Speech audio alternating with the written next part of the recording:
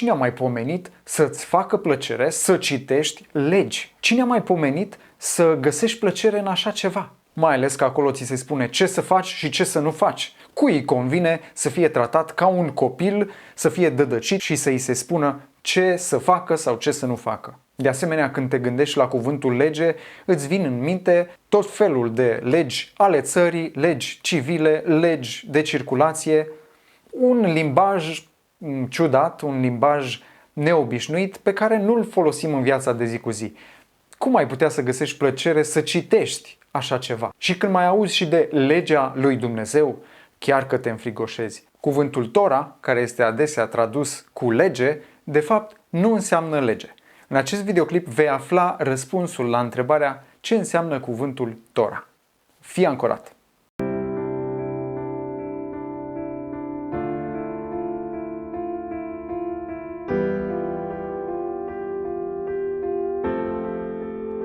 Bine ai venit la Ancora Sufletului!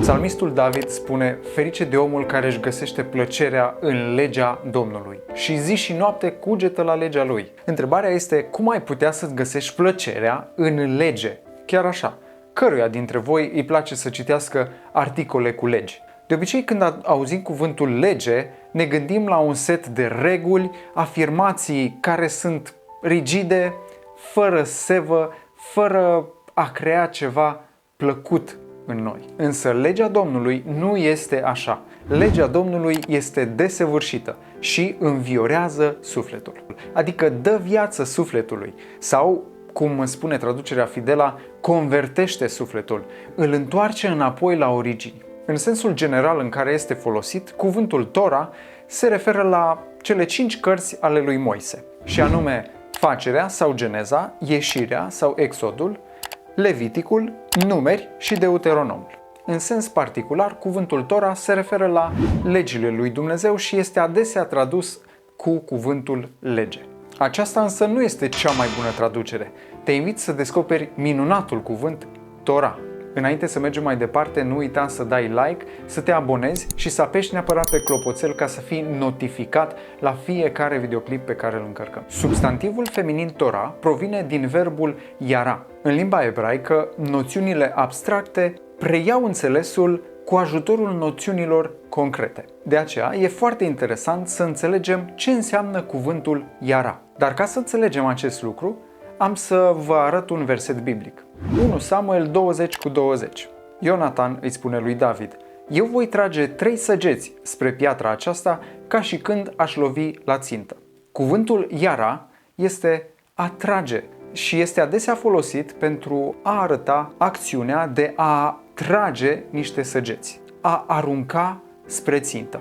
Noțiunea figurată a acestui termen o descoperim în multe versete, cum ar fi Exodul 4:12, unde Domnul îi spune lui Moise: du-te, eu voi fi cu gura ta și te voi învăța ce vei avea de spus. Deci cuvântul yara înseamnă a învăța. Din verbul yara derivă alte cuvinte care au un înțeles deosebit. De exemplu, substantivul masculin iore, care înseamnă ploaie timpurie. Osea, capitolul 6 cu versetul 3, ne vorbește despre acest lucru. Atunci vom cunoaște, dacă urmărim a cunoaște pe Domnul. Ieșirea lui este pregătită ca dimineața și el va veni la noi ca ploaia târzie și timpurie pentru pământ. Un alt substantiv derivat din acest verb este termenul more, care înseamnă învățător sau, de asemenea, ploaie. Psalmul 84:6 ne spune: când străbat aceștia valea plângerii, o prefac într-un loc plin de izvoare și ploaia timpurie o acoperă de binecuvântări. Însă cel mai semnificativ și uimitor cuvânt care derivă din verbul yara este substantivul Tora. Acesta cuprinde în înțelesul său substanța verbului yara, și anume a curge ca apa și a trage, a arunca. Având în vedere aceste lucruri, putem înțelege că cuvântul Tora înseamnă mai degrabă învățătură, instruire, direcție. Tora cuprinde legi, dar nu este doar lege, nu este doar un set de reguli în care ți se spune ce să faci sau să nu faci. Tora înseamnă învățătura lui Dumnezeu. De exemplu, Cartea Facerii este o carte plină de învățături. Ea nu cuprinde legi propriu-zise, însă este plină de istorii care ne arată oameni care fie au ascultat de legea lui Dumnezeu, fie nu au ascultat de ea. Aici îl întâlnim pe Adam, îl întâlnim pe Avram, Iosif și multe alte personaje pe care le cunoaștem încă din copilărie. Când Dumnezeu își trimite Tora sa, asemenea unei ploi binecuvântate, ca și când ar trage cu arcul astfel încât învățătura lui să ajungă exact la țintă, adică în inima omului. Și astfel, legea Domnului, care este plăcută și în care îți poți găsi plăcerea, să convertească sufletul, să învioreze sufletul.